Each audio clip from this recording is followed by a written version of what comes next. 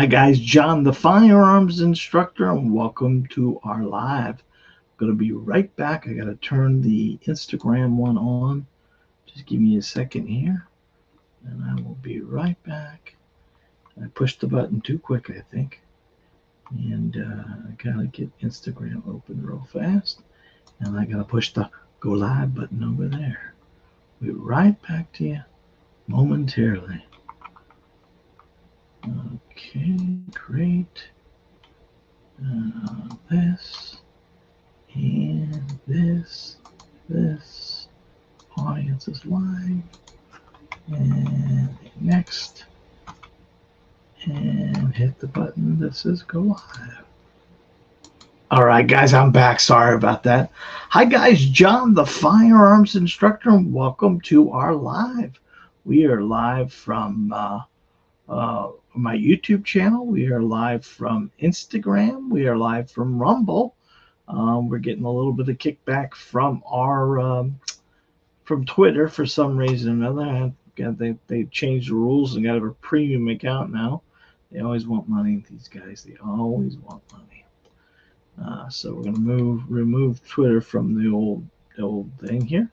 But you guys are here and I'm here, and I got in trouble from Facebook, so they banned me from Facebook for a month. So I'm not traveling on Facebook. So I need you guys' help. If you want to help, you can always share it on your Facebook, or you can always share it through other people. We would appreciate it very much. Well, it is August the 13th. Now, what is tomorrow? August the 14th. And you know what August the 14th is? Somebody comment, let me know. What's August the 14th? I bet you don't. I'm going to guess it. I bet it's not going to be guessed. Yeah, tomorrow's my birthday, guys. So, yep, big 5-0 plus a 7. My mother was, she stayed 39 and a half all the way till she was about 82. So I think she died at 80 something or something. But her birthday was 39 and a half. She was 39 and a half and holding. Well, a couple secrets for my mother was black coffee, one sweet and low, and she eats her dessert first. Eat your dessert first, you got no problems in the world. It's just the whole. Yeah, I told her one time, you can't eat your dessert first. You never let us eat dessert first. And she goes, when you get my age, you eat what you like, and take the rest of the crap home. So she would have in her refrigerator at the house all these empty boxes of shit she took home, but there was never dessert in there. She ate that first. And her favorite was coconut cream pie. She loved coconut cream pie. I miss her so much. Well, yeah, she passed away 4 years ago. Dad's been gone about 6, but boy, if they ever saw the shop now, they would just love the thing, and they would probably enjoy the physical, the YouTube and all that stuff like that. They weren't very computer savvy, but they were very proud of all the boys. So that was kind of one of those deals. We're doing something a little different. Each week I do some kind of PowerPoint presentation that you guys watch and share. What I'm finding out as we're doing these live podcasts, that a lot of times these things get replayed and people just listen to them, and they don't get to see the physical PowerPoint presentation. So we're going to be just looking at each other, and I'm going to go over this presentation with you, and we're going to talk about each thing we do. I'm going to see how it goes. We'll see if you guys like it or don't like it. I need your comments if you can. It'll help us tremendously see which one. I'm not sure if you guys read along with the PowerPoint presentation or you don't. We've got some comments saying they do, and we've got some comments saying they don't. As a firearms instructor, we're always trying to educate any way we can, and a lot of times it comes in multiple forms. There are plenty of people who can read something and do it. There's plenty of people who can just figure it out. There's pretty much the other people they need to be taught and then read and then do. And that's a large percentage of the people. So I figured today we would look at accuracy, handgun accuracy, the tips. Where are the tips? This is 10 tips for increasing your handgun accuracy. I know I've done something similar to this before, but it's being asked an awful lot. People just assume that they buy a gun and take it to the range, that they're going to be accurate with it. And there's so much vulnerability when shooting a pistol. If you just don't have the common knowledge, you just know what you know. And it's kind of funny because majority of the time I'm watching people in the range. I did it today. Guy was doing the old, we call it fishing. I don't know if you've ever seen this in the range. So the guy takes the pistol, and this is where the other camera comes in. Let's see if we can put these together. So the guy takes the pistol and he rises up to find his shot. Rises up. We call that fishing. Why are you fishing with a pistol? First of all, you're pointing the gun up at your face. You're pointing it up to the ceiling, and you're putting it out. You're presenting it to the target, which causes so much inaccuracy. Instead of coming from the target base up, it makes so much sense just to go ahead and take it from the table to the target, from the table to the target, not bringing it up and fishing with it. And the more you fish with it, the more inaccuracy you're going to have. So there's a lot of little things that we need to cover today, and each one of these will help with accuracy if you can solve it. Last week, had a guy with a red dot. He put the red dot on his pistol. We went in the back, we sighted it in, and all of a sudden now he's shooting low and left. And he was not shooting really low and left before B says, well, the dot's off. It's not right. We need to move the dot. I go, we don't need to move the dot. You need to stop pulling the trigger. And he goes, well, I don't understand what you mean. And I tried to explain to him that you are pulling that trigger. So I did the old black line drill, which we took a black magic marker and put a line across a white piece of paper. And you can use electric tape. You can use a lot of different stuff. As long as the line is, let's say, black magic marker ×2 or black electric tape. That's what, half an inch or something like that, or a little less, and put that directly horizontally on a white piece of paper. More line with your line of sight here. The more you got in your line of sight, the better it's going to be. Because a lot of people shoot pistols or shoot at targets that below their line of sight. And at that point in time, they have to put that gun at an angle or use the wrist to aim the gun. Remember, we never use our wrist to aim the weapon. We don't use our arms to aim the weapon. We use our waist to aim the weapon. And then let him shoot that black line a couple times and just really, really, really concentrate on a slow trigger pull. He was hitting the line. So how can the gun be off? And then I said, okay, so now you've got the concept of slowly pressing the trigger. Almost the shot surprised you. Now I want you to kind of work on that trigger travel and keep that gun level when you're shooting it. And one of the things he was doing was he's putting a full mag in. It was a Glock, and he was shooting all 15 rounds, and about 3 or 4 of them were on the black line. The rest of them all started going low and left because he was losing his power, or he was along for the ride as the bullet went. And a majority of these bullets were shooting low and left, being a right-handed student and right-eye dominant. He was pushing them that direction. So we explained all that to him, and all of a sudden, bingo, bango, he's right where he needs to be. And we never adjusted his red dot because the red dot was adjusted by, I think Jacob did it. I don't remember. But either Jake or I did it. And it was on enough that we could hit the paper plate and enough we could keep tight groups. And we just got to get. So red dots and things like that don't make you accurate. They make you quick acquisition. But you got to make sure that you are controlling the weapon. And that comes from grip, and that comes from stance, and that comes from trigger control. I know you guys are blue in the face about what we cover here, but be honest with you, you have to hear it multiple times, and realize when you look at your target what the target is telling you. Because a lot of times it's the little things that make you inaccurate with a pistol, not the big things, right? So these are 10 tips to increase your handgun accuracy. And basically we've taken people, I mean, I've got 6 or 7 videos that's got over 500,000 views. I've got a bunch of shorts that got over 1 million views on Trigger alone. And those guys all say the same thing. They say 2 things. Well, you're big and fat, you lose weight, all that stuff like that, which I am. I'm losing weight. I'm deer hunting this year. If you haven't watched any of our watch me my journey through the woods, I actually have uh, a little a podcast on that as well. My journey back to the woods, the 24 and 25 hunting season. There's probably 6 videos right now.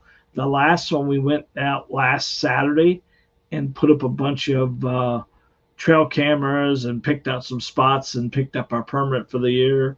It's basically you come along with me. It's like a vlog situation. I'm going to I showed you where I put the tree stand, where I put the cameras this weekend, and I wanted to see exactly the one place I found. We got deer immediately, man. Boom, boom, boom, boom, boom. I thought they were all does. Jacob found that one of them was a little buck, and then we ended up. I put one in another place and got a bunch of cows. So I was like, holy shit, maybe not a great place. But then the hogs started coming in. So rooting all over the place, but at the end of it, it's kind of. So I plan to go deer hunting starting in September, and we're going to do a little bit. My passions are 3 things. My family, obviously. I love teaching instructor wise, and I love bow hunting. So those are the things that prior to getting this business open and doing everything, I had to pull away from. I fish and I hunt and it was part of our growing up. The hunting wasn't as much, but fishing every weekend we were doing some kind of fishing thing with my dad and myself and my brothers. I was the only real deer hunter. I don't know where that came from. I just thought it would be fun. I was always fascinated with Robin Hood and his bows and stuff like that. So I've been making it bows and shooting bows for a long time, and took a 10-year hiatus, and then last 6 months or so, last year basically, I've lost like 4 good friends, very young, my age, and something happened. Car accident was one of them, and then just out of the blue last week, one of our good students here, Tom Hirschgraf, one of the loyalist guys you ever seen, got bad news from the doctor, and within 1 month he was gone, man. And he worked his whole life for 2 years of retirement, and then died of cancer, man. So I miss him so much. He was more loyal every Wednesday and every Sunday. It's sad. So you start thinking about that stuff, and you think about time's too short, man.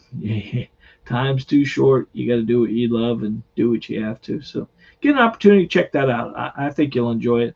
We're going to be showing some trail camera photos. We're going to be showing some tree stands, and hopefully we'll be showing you a nice buck we take down with a bow. But you're going to be following us through all that journey. So if you get an opportunity to watch that, that's right on the playlist on our YouTube channel. So let's talk about this right off the bat. We always talk about a foundation, and a foundation of shooting is the stance, is the grip, is the trigger control, is the sight alignment, is the sight picture. It's a full package, but each individual of those things change you or change the ability of the firearm to do something. Now, I'm talking to you, right-handed, right-eye dominant. If I say something and you are left-handed and left eye dominant, or left-handed right eye dominant. It just reverse it, guys. There's no difference really. Be honest with you, if you're left-handed, asking you to do something right-handed is a lot easier than asking your right-handed student to do something left-handed. So you've got the challenge of the gun world is not a left-handed world. There are some ambidextrous pistols, yes, I understand that, but mostly the manufacturers tell you to suck it up, buttercup, and you just got to deal with it. Really, the only problem, majority of the time, for a student who is left-handed, is taking the magazine out. And I've already told you multiple times, you use your this finger, you'll hold the gun in your hand, you're left-handed, and instead of reaching around and trying to touch the button with your finger here, you just use this finger right here and catch the magazine. And that's going to two things for lefties. One, you have to hold on to the gun to touch this, so chances are your finger will never be on the trigger when you drop your magazine. And then racket popping the slide lever, like if it is an ambidextrous slide lock. But remember, it's better off reaching up and grabbing it and racking it than it is slamming it down with a slide lock position. I know a lot of guys slam it, that's fine. But mostly we teach make a taco, reach up, pull it back, and let it go. Let the springs do its work. That's the easiest thing to do. So remember, if you're left-handed or right-handed students who need to practice shooting with their left hand, let's just say if you take your right hand, stick it in your pocket, and you have your weapon here, you can shoot it one-handed. There's no problem. You want to cant it just a little bit. Not gangster cant, not gangster, but just cant it just enough to get the weapon over your dominant eye a little bit. And then if you need to drop your magazine, you're going to use your finger here, right there. Push that button, and then the mag would just fall right onto your hand, and it makes it so much easier. If you're right-handed and you're right eye dominant, majority of the time, you're going to want to use your right eye to look at this weapon, but you could practice a little bit by closing your right eye and using your left eye to shoot through the weapon, and it will help you be more accurate. And why would you want to do that? Well, guess what? You could lose this in a gunfight. You could be shot in the arm, and that's not good anymore. And if you never practiced doing this or racking the slide, there's a lot of pistols that all you got to do is take the slide, the sight system here, push it against the table, and then you can rack the slide just like that. Pretty simple and easy. So let's talk about proper grip. Let's talk about that. That is the one thing that you need to be as consistent as possible with. A lot of times, if you think about the ergonomics of, oh, by the way, guys, rubber gun, no bullets, no active trigger. I'm going to point it to camera. There is no barrel there, you see. It is a rebel gun. I'm not saying this to you. I'm saying it to the powers to be. They like us announcing that, you understand?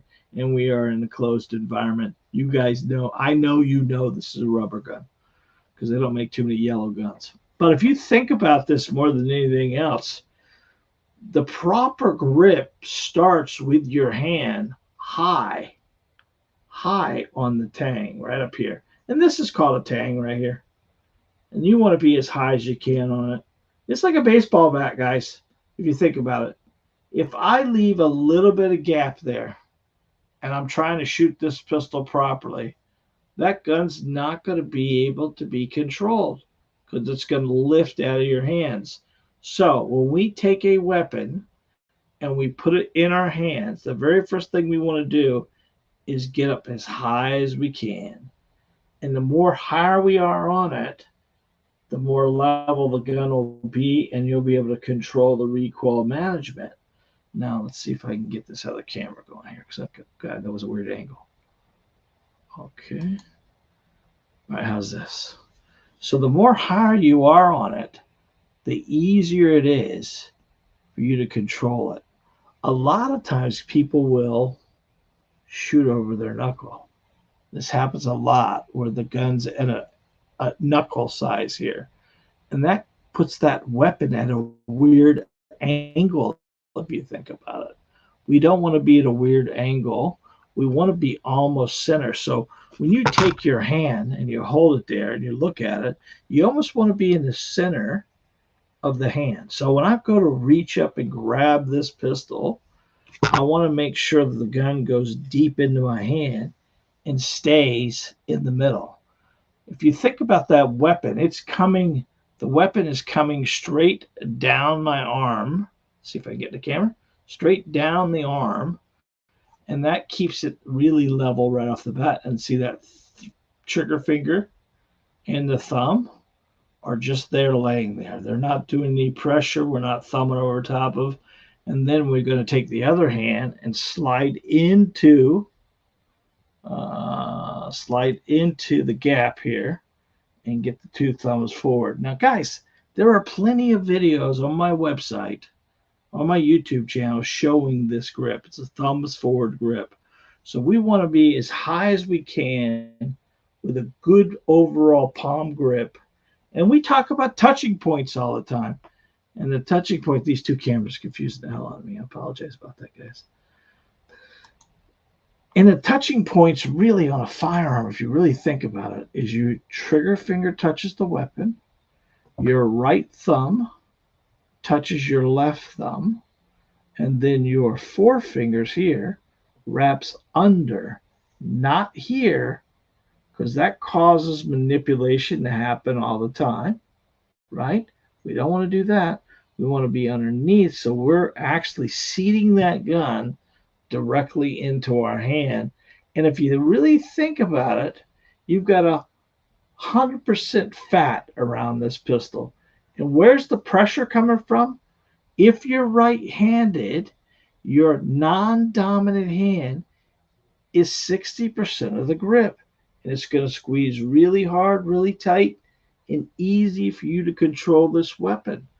Because what happens when you engage a trigger, the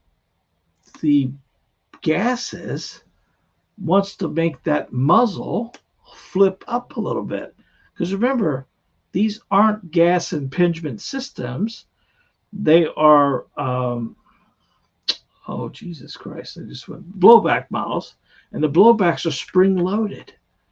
But when you center punch a 9mm or a 40 or 45, the powder that's in there gets ignited, and that powder burns off very quickly and makes a gas. And that gas is sent out the projectile and it's pushing your bullet out the front of the barrel, as well as allowing all that gas to escape the barrel. And what it does is it pushes back on your hands and it pushes on the back of the gun itself. So the recoil wants to snap a little bit as it's trying to release. They make a lot of ported guns and things like that that takes some of that recoil management and you're able to control it. A 9mm is really controllable, but it does have a little bit of a push to it. And you've got to keep that push to a minimum, because if you allow this gun to flip, or what they call limp wristing, right? You're not really controlling the weapon really tight with your non-dominant hand. You're going to get a lot of ups and downs of the bullet, the impact, because you're not controlling the weapon. So here is a tip. We're going to start gentlemen first. If you're a man and you're having a little bit of problem, look, you've been to the range, right? You shot a little bit. You go to the range and you put 4 or 3, maybe, let's just say we do 2. 2 touching. One's high, one's low, one's to the right. You know you, right? What happened there? Well, the first 2, you were getting a good solid grip. Then you may have looked over the pistol to see how you're doing.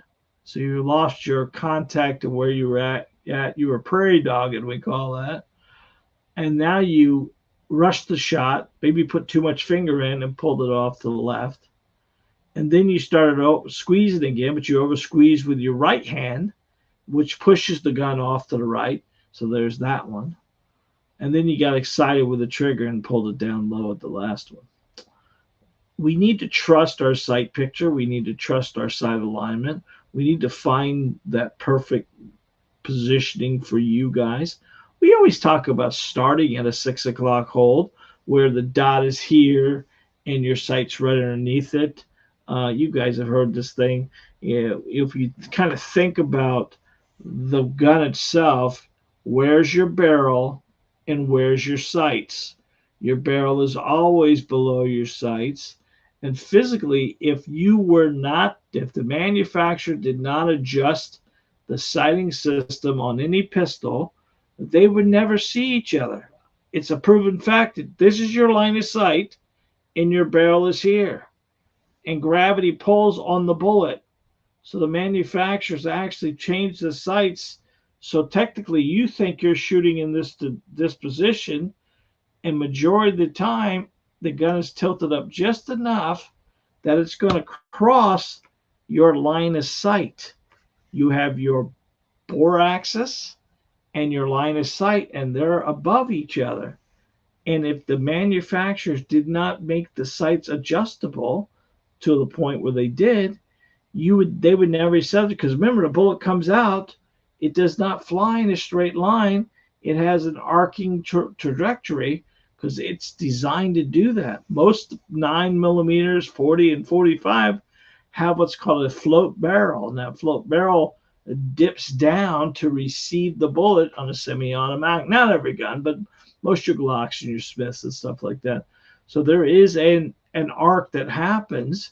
It's not as dramatic as an AR-15 or a 270 or a 30-06, but there is an arc there, and you have to follow because Earth is pulling on that bullet continuously, and you need to make sure that you adjust for that arc. And that's kind of why we talk about holding the gun in our hand properly. Having those thumbs tight together, squeeze through. Where the real challenge is not having the proper grip continuously. That's why, guys, please stop putting 15 rounds in a magazine and then question why you're shooting all over the place. Because majority of the time, if you were trying to control a weapon, you can only control it for so long. Same thing with women. If you think about a woman, a man doesn't really have muscles in his hands either, but it's not fair because a man can shittily hold the gun and shoot it okay. But gentlemen, if you want to be a little bit more accurate with your pistol, you need to start engaging your pec muscles. When you put this weapon out in front of you, you should be feeling the power in your pecs and driving through your pecs. You can only squeeze so hard with your hands to control it, but this here, I get more power with my elbows bent. But if my elbows are out and I'm trying to do it, I'm going to engage my pecs anyways. So why not engage your pecs to begin with and control the weapon? And you want to squeeze so hard with your hands. There's a fine level of how much control you need to put on the weapon. If you were squeezing super hard with your hands that you can barely get through 5 rounds without starting to shake, you're losing control at that point in time. But if we drive with our pec muscles and give a decent grip on the gun, it's going to stay level. And what I say all the time, a level pistol shoots level. But the more you pull a trigger, that's when you become to pull the gun left or right. So women, if you're going to control the weapon, I want you to take the weapon in your hand. I want you to drive it out as hard as you can. Then I want to take your other hand and I want you to pull back. It's a push and a pull. You're pushing the gun out and pulling the gun back. And that's going to lock that gun into your back muscles. And you're going to control the weapon from flipping up. Majority of women are having problems with shooting a pistol because they're trying to grip it hard with their hands. And ladies, just like I told the men, There are more muscles in your hands. And sometimes you get those pretty fingernails and all that stuff like that, which causes you not to get a proper grip to begin with because they're making these daggers now these girls are wearing. You can be pretty, you can, I promise you, I don't care. But when you start biting into your hands with your nails, you're going to want to cut them anyways. The recoil of a 9mm is controllable with just back muscles, but it's not going to be controllable if you don't use your back muscles. And then once you use your back muscles, women and men, I want you to think about you're shifting your weight to your toes. We always want to make sure our nose is over our toes, and this is going to give us better power. You want to feel natural. You don't want to be dipping. You don't want to be doing any kind of squatty thing that looks kind of weird, but you do want to be able to do that. So once you've got that, that's going to help control your recoil management and keep your shots on target. That's the one thing that makes a difference.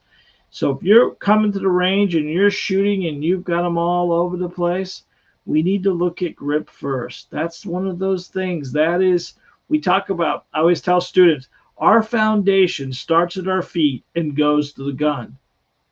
And then from the gun to the feet. So it's a big circle, right? And all of it together is the foundation, not just your feet, not just your grip, not just your stance, not it all together makes you a better shooter.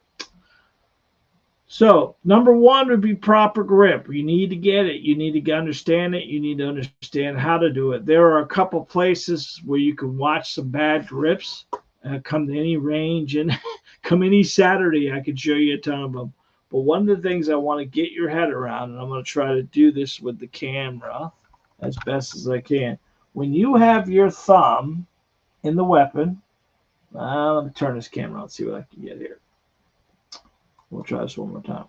If you have the weapon in your hand and you slide your other hand inside of it, right? That's proper grip. But here's what happens though, guys. A lot of times I see this in the range. They kind of grab this or they take this thumb here. Well, the problem with that is all your power and all your strength and all your control comes from your non-dominant hand. But if it's not touching the weapon, how's it controlling the weapon? And how are you getting more control with it? One second here, guys. How are you getting more control with it if you're not touching the firearm? So when you bury your thumb and grab your other hand to it, that gun's not touching the weapon, and you're going to get some flip. I think I've told you guys before, they all run together after a while, guys. But remember, a firearm's a bully. Anything you give it, it's going to take. And anytime you're not touching that firearm 100%, there becomes our problem. So let's talk about trigger control. I've talked about this multiple times. We need to focus on the smoothest trigger we can, which means slowly taking it back until the weapon cuts. We need to avoid any kind of jerking or any kind of anticipation or slapping. Think about the last time you went to the range. Is your weapon staying in a horizontal position, or is it dropping below your line? A lot of times when people shoot a pistol, they got it in their hand and they're working on it and they pull the trigger and boom, boom. Well, that's going to do that every time. And what tends to happen is you're treating the monster that's inside you. You're telling him what to do. Let's make sure we put a little bit more pressure on this weapon because it's going to recoil, and that causes us to have that little bit of that muzzle snap down. If you pay attention to most good shooters, that weapon doesn't dip, and if it does dip, it dips very little, but it mostly goes up. It doesn't go down. Now, I don't want you to get into a habit of allowing the gun, this whole thing, we call that the movie gun, Remember, movie guns don't have recoil, guys. So what you see in the movies aren't real, right? Where they take the gun and they fish with it, or they do the whole recoil thing. Because those guns in the movies, that's sound effects, and they're blanks, and blanks don't have propellant.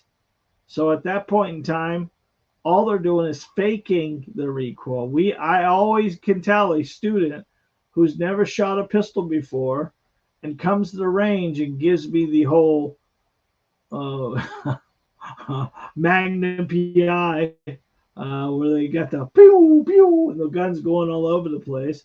And then that's not their fault. That's the only thing they know about shooting, right? A lot of people nowadays are buying pistols for one reason or other, and that's all they know. So we have to break all those preliminary habits that happens. The fishing or the letting the gun recoil. I always tell students, a lot of people that's a finish people do. They kind of let the gun rise and fall, rise and fall. Great and wonderful. The problem is you've got to level the pistol back out to shoot the pistol. And you think about the old days of the full auto movies, that's where the gun's going to go because it rises during the shot. Well, when you rise and fall on a horizontal line, which your horizontal line is across your eyes, and that vertical line's across your dominant eye, once you start getting below that thing, that becomes the real problem for us.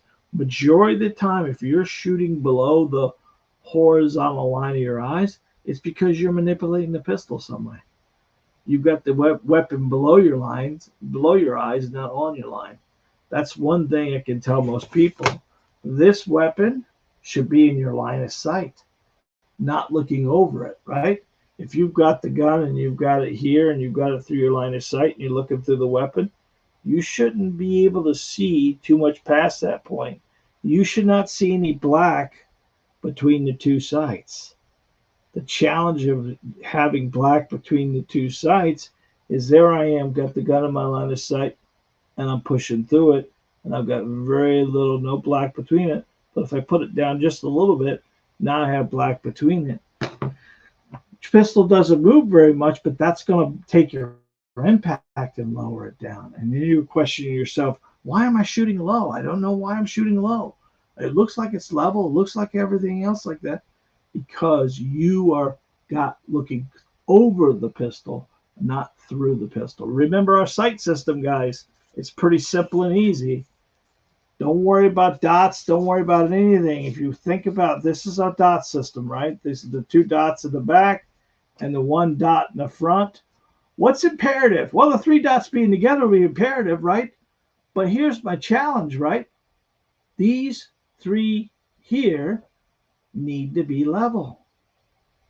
And we need to keep them level. Imagine this, guys. What's going to happen? Where's the pistol pointed now? If you say high, you're right. How about this? Where's the pistol pointed? Down, right? You see it? A lot of people ask me, where do I put these sights? I have no idea where to put these sights. I don't understand it. It's not rocket science. You just got to be able to see it. Not only does this system, well, if it's the Glock, it's going to be a box and a dot, right? The only difference with the dot and the Glock is you want to just have the top of the circle here lined up with these two. A little different, but it's almost the same. What you want to be careful of is every one of these dots are on some kind of post. And guess what that post has on it? Some black. You need to make sure none of that black underneath that post is in your sights, or you're always going to shoot low.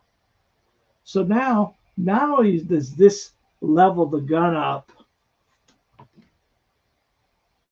this way, what about this way?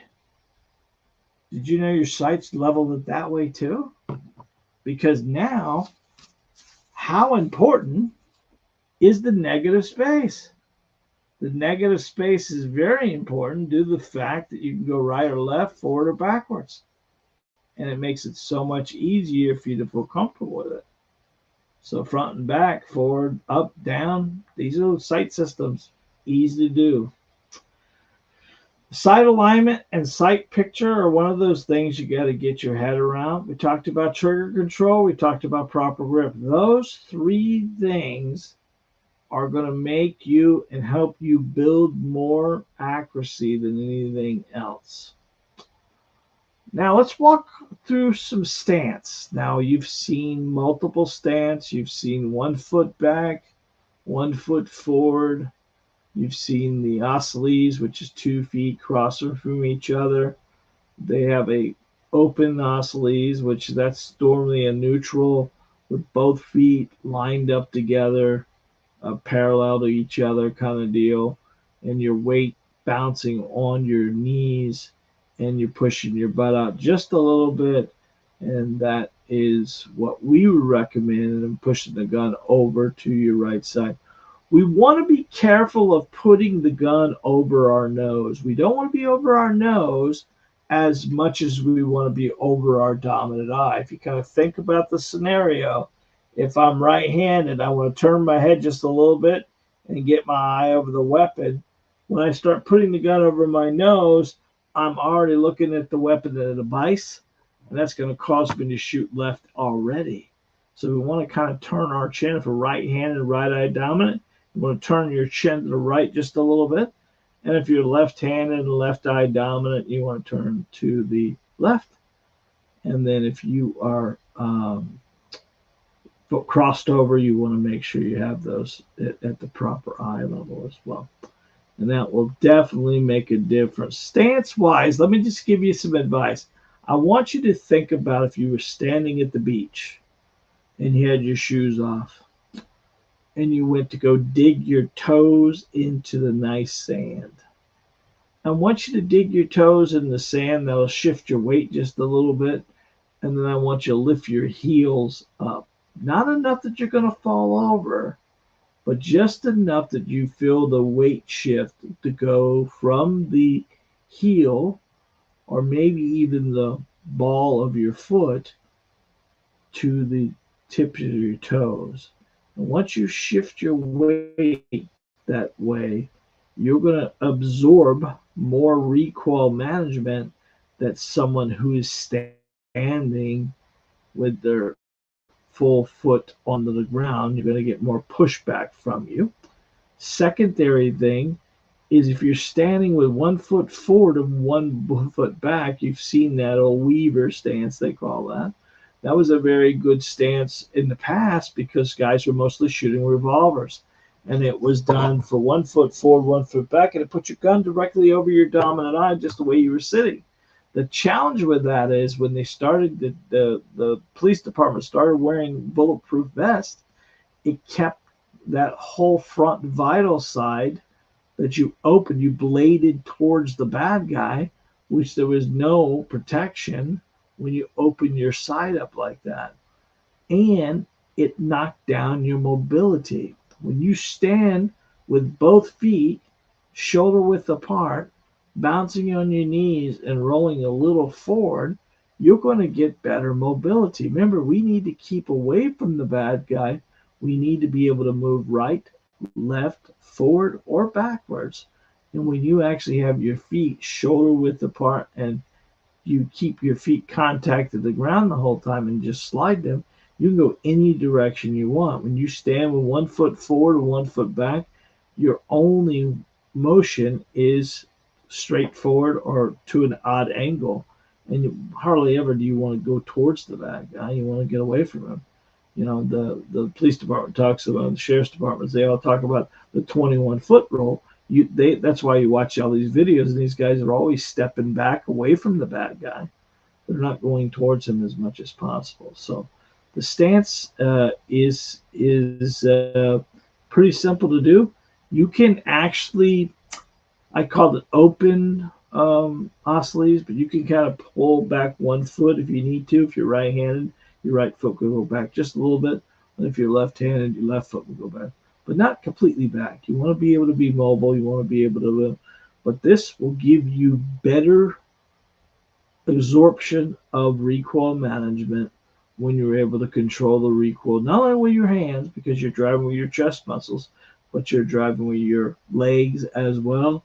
and it's just going to be an easier absorption, and you're not going to have that recoil management that you trust me. You do this for a little bit, you'll feel when you do something different, you'll feel how the recoil comes from it.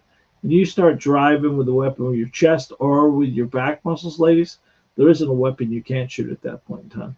Recoil management is just one of those things that once you get comfortable with it, it's simple and easy. There's no issue for you. Okay, well, follow through is one of those things that we kind of. I put this in because I think it's very important because I mentioned prairie dogging already, and the only reason why you look over your pistol, and I'm guilty of it, I'm sure you guys are too, when you shoot and you lift your head up to see where the impact is. What's that telling me right off the bat if you do that? Well, you do not trust your sight alignment, your sight picture, your trigger. Something's not right on you that you have to look at where you're aiming. I don't really look up over the top of the pistol, but again, keep in mind I'm not a bullseye shooter. I been mostly shoot paper plates, and I use an 8-inch paper plate, but I'm trying to be in the center of the 8-inch paper plate, or maybe just a little bit below the 8-inch paper plate, and that helps an awful lot getting you in control by using a target that you feel comfortable with on a regular basis. But if you shoot and look and shoot and look and shoot and look, well, you're restarting yourself over and over and over again. There's no way to be consistent. There's no way, in the real realm of things. I get the whole uh, thing, but if you are shooting and you're pulling the bullet or you're not impacting where you need to be, how is looking at it going to help you understand where else to put the bullet? Because you don't have a concept of where to put the bullet anyways. It's really about a consistent trigger engagement. Consistency and consistent point of aim is one of those things that makes you more accurate than anything else. And when we talk about consistent point of aim, I've talked about, that there's the combat sights, which is more center. There is the 6 o'clock hold, and there's front post focused. Doesn't matter which one you try. I would tell you, we teach a lot of the 6 o'clock hold because it consistently gives them a point of aim, and they're able to be consistent with it.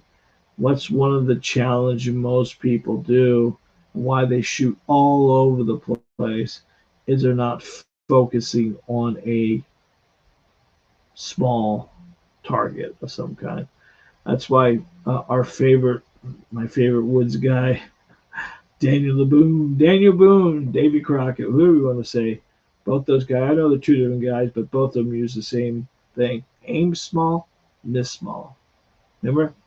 Don't shoot till you see the whites of their eyes, because they were all aiming at whites, the small targets. And the smaller the target is, the tighter the group. And this has been proven all the time here. All you got to do is next time you're at the range, put out one of those little black little dots. We got them on the back wall here, or any range you go to. You don't have that? Get you one of these. You don't want that? You know what that is? That's probably 10,000, maybe 20,000 targets. Get a white piece of paper and a black magic marker. That's all you need. Don't buy expensive shit. Don't buy. You can get 8.5 piece of 11 piece of paper.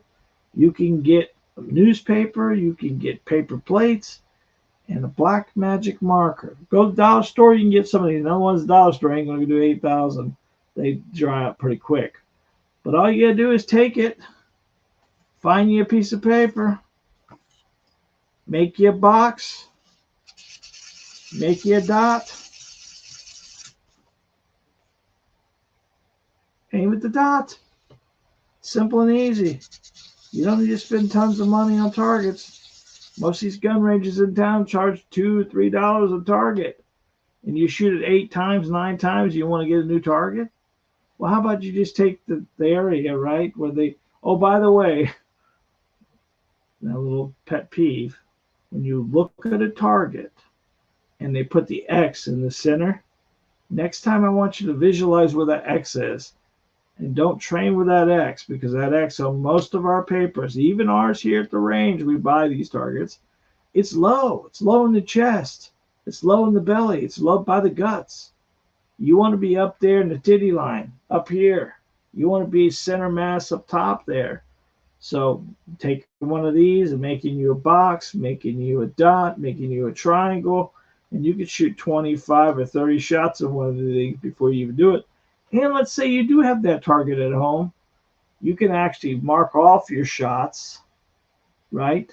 And then you shoot next time, and everything you've already shot, you know which ones it were and which ones they weren't. Once you get 50 rounds in a target, how do you know how accurate you are anymore? Change out those targets when you can. Paper plates, piece of paper, change your stuff. I recommend one of these to everybody. That's the target in a can. Target in a can. Well, a pin, I should say. All right, so follow through is important, because without follow through, you're not going to be consistent. Because if you drop your arms, or you look over the weapon, or you do everything, hey, I'm shooting my bow a lot now. Getting ready for bow season. That's one of the things I kind of forgot. I was getting a couple good groups, and something would happen. So I had little Mr. Jacob videotape me, and all of a sudden I started seeing, oh shit, I'm not anchoring the same spot. I'm not feeling my anchor, which you got an anchor back here in your neck, and I'm shooting a release, right? And the follow through was important, because I was dropping my bow to see where the impact was going to happen instead of just trusting it. I started doing that. My groups went from, not bad to really tight. Maybe you have to shoot two different places. About next week, when it starts shooting broadheads, and you can't shoot tight groups with a broadhead because you cut them, and then you got new arrows. You got to put feathers on and do all this stuff. I don't feathers. I mean veins. I'm not going to do feathers, because they get wet. They get destroyed. But you just got to be follow through. You got to do this with that. This works with a rifle. This works with a pistol. This works with shotguns. You have to have that great follow through, and that's basically trusting that bullet or arrow or rifle shot until you hear the impact, and then you can search your results at that point in time. But shooting and looking is just destroying your accuracy, and it's something that you can solve right off the bat. And then we get down to, I'm not so sure how much this affects people. It lot in rifles, but breath control, breathing just enough. When you shoot a rifle, they talk about taking a deep breath in and exhaling out about half, and then try to hold your gun as tight as possible with a good chin grip and everything else, and then slowly engage the trigger until it fires. And you should be settling your crosshairs. If you're using a scope or red dot, you're going to be settling the dot or the crosshairs into the target.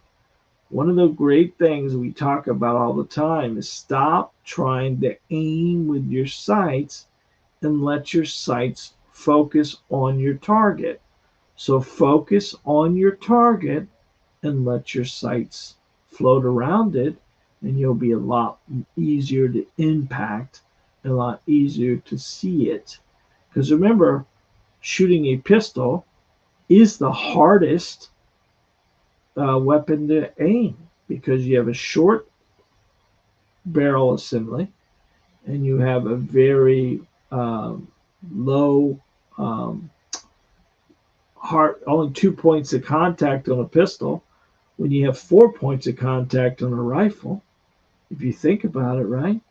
So what with 4 points? What are you talking about? Well, you have your right hand, you have your left hand, you have your cheek, and you have your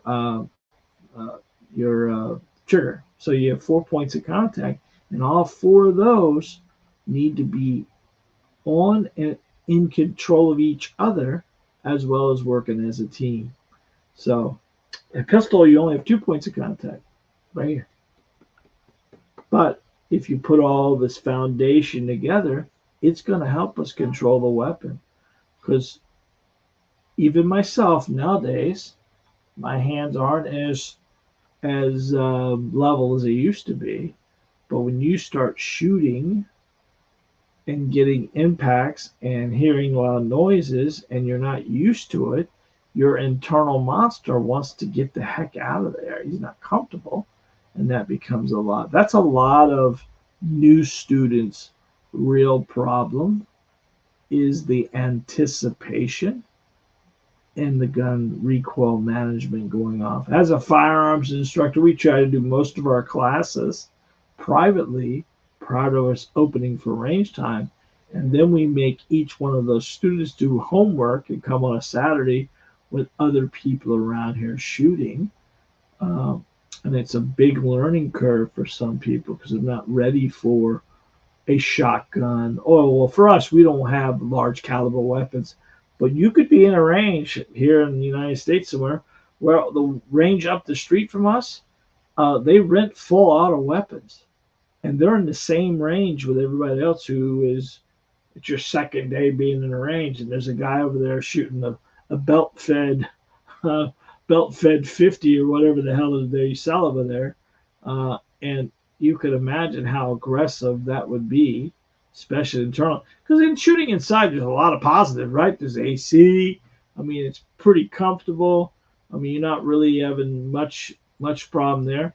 But what you do have is you have a lot of concussion coming off all those walls. When you shoot outside with a pistol, it that sound just travels. It goes away from us, not stays around us. When you're shooting inside, it reverbs off the walls back to you, and it becomes a little more aggressive.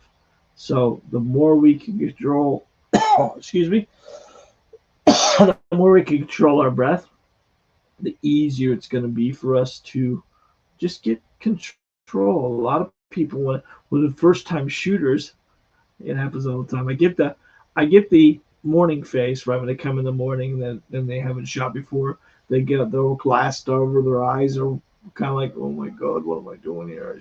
I need to run.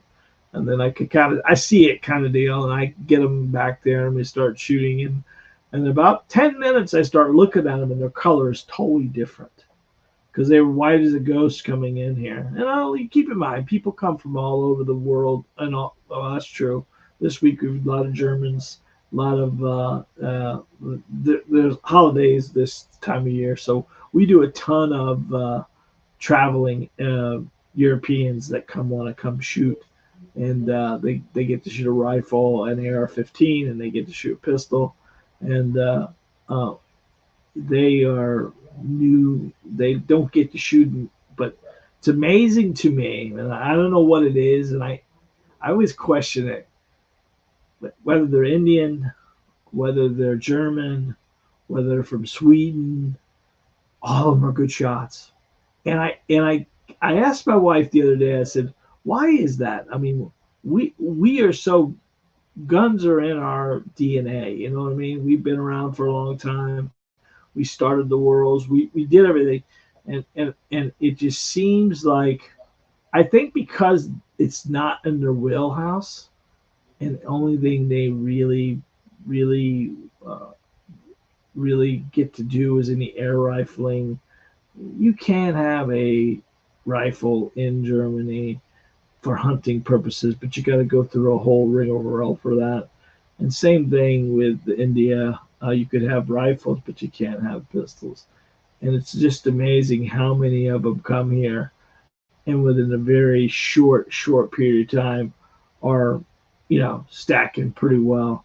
I mean, you get some that are pulling the trigger, but majority of the time it's consistent. So it's kind of a weird scenario where you would think they would be more unfamiliar, so it would make them more inaccurate, but it's totally opposite. I don't know what it is, but it's kind of cool when we get to do it. We love it because we get to talk to a lot of different people all over the world, and we sell them our swag, and then they send me pictures of it somewhere in Germany. I had a chick send me something. She was at the Roman Colosseum and sent me a picture of one of my shirts. She's got sent. What's weird is we have a lot of gun sayings on our shirts, and they wear these things. I'm sure it isn't great for them. The newest shirts are like the "Welcome to the Gunshine State," and then it's got our logo on the back of it, and they love that kind of stuff. So it's kind of cool there. So let's go back to them. We had proper grip. Hopefully, we explained all that to you. Trigger control, sight alignment, stance, follow through, breathe control, consistent practicing. This is the one thing that I would give you more than anything else. You gotta practice, guys. You don't practice, you don't do it, you lose it. Like anything else, you gotta get yourself in there. Get even dry firing. Those are the little things that you can kind of work on how the trigger jumps and everything else like that. Uh, and then the sight picture is one of those things that if you watch that video of mine, that put that down to a science. And if you practice that 6 o'clock hold, that's going to help you out tremendously, become more accurate with the pistol. What I'd like you guys to do is maybe get out to the range, try a couple of these things, find out what's going on. Guys, I'm always here for you. We get people every once in a while that sends one of their targets to us, or even videotapes themselves, so we can kind of give them an idea of what's happening. Because I'm here to help you as much as I can. Each week we do one of these things, but majority of the time they come from students over the week. Because we've got guys, our members are coming in and are asking tons of questions in regards to what is happening here, and within a very short period of time we take them back and we kind of explain to them what's happening and why it's happening. And it's not rocket science. Shooting a pistol is not complicated. You just got to get your head around it and be more comfortable with it. All right, well, that's about an hour. I'm kind of like, let me go to the comments here real quick. See what's going on.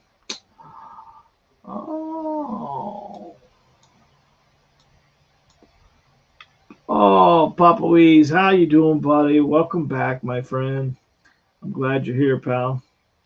Oh, thank you for the happy birthday. Yep, tomorrow. Danny Schultz, how you doing, buddy? How you doing?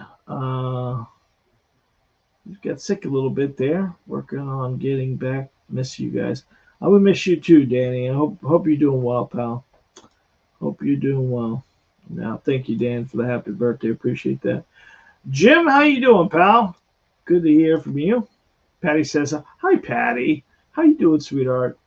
Jim and Patty came from Vermont, and they came all the way from Orlando to come down here and see the studio or the range. I use the term studio because we have the back wall here that's made up for YouTube, and we have some stuff in the back. We did a little class with Jim and Patty. Jim's a big Mickey Mouse guy, so we'll probably get to see him again next year. So that'd be awesome. That'd be awesome. Well, guys, it's been an hour, and I want to thank you. I appreciate it. Jim said he had a great time. We appreciate that, Jim, very much. So, well, guys, let me know how it went this week. Did you miss the PowerPoint? You could comment that. That'd be awesome. Or did it go okay without the PowerPoint? And I probably will do a little bit of both, be honest with you. I think I missed the PowerPoint, but I didn't think I could do justice on this without having the yellow gun in my hand. So I think this one went okay for the PowerPoint. But you guys let me know. If you are watching this live, thank you very much. If you are watching on a replay, don't forget to hit our YouTube subscribe button. We as a YouTube channel, sometimes people get unsubscribed for some reason. And I do not think it's a nefarious thing. I think it may be an algorithm thing or something going on. So make sure Thank you, Jose. Appreciate that very much. All the way from Puerto Rico. Appreciate that, pal. Each week, make sure you check and make sure that you are subscribed to our channel. Make sure you hit the bell icon and the like button. And every time we upload a video or anything else, you'll be the first to know. Want to tell you a couple things. Make sure that you tell everyone you know that you love them, and that don't be petty anymore. If the family members, you don't talk to your parents, you don't talk to your brother, you don't talk to your sister, stop that shit. World's too short, world's too long. Don't wish you could tell them something. Tell them it, at the end of it, because as I see what I would have told Tommy, my buddy, he was a good friend. I didn't consider him a customer. He was part of it. And this whole week, Danny Schultz. I mean, he was, he's been knocked in the butt there. He's been sick for a couple months now, over some heart issues and things like that. Young man too. So you never know. You never know. I'm glad to see you on the channel there tonight, Danny, and we miss you very much, buddy. And it's time, man. Life's too short to be petty. Get out, tell the people you love them. Get out and shoot. Get out and go fishing. Get out and go golfing. Get out and do something that you love and enjoy. Take time for yourself. A lot of people live, as a business owner, we live with stress every day. And sometimes it's just time to do stuff for yourself. My boys are old enough to run the store, and my wife has given me permission. So I plan to do an awful lot of stuff this year. And guess who's coming with me? You guys are. And we're going to have some fun. If you get an opportunity, don't forget to check out my Journey to the Woods. That's going to be a great little podcast. And we're doing a little bit of everything. I've got like 5 on there already. We talked about food. We talked about scouting. We talked about where to scout, how to scout, and then we talked about a lot of different stuff. They're not long. They're not tremendously, but we ended up taking it along. And there's like a vlogish thing, but I kind of dig it. I know it's a little bit off from the shooting, but we are going deer hunting this year, so we're going to have to get a new shotgun, and you'll come along with that while I sight it in. And we're going to get another, because place we hunt only shotgun only. And we may do some muzzle loading, so that's going to be another thing. I don't know if we're going to shoot that muzzle loader in the indoor range, but I own the place. I think I can do it. I'll ask the boss, but I think he'll say yes. Until next time, guys, I love you very much. Thank you very much from the bottom of my heart. You are my world. I love you. We'll see you next week. Bye-bye.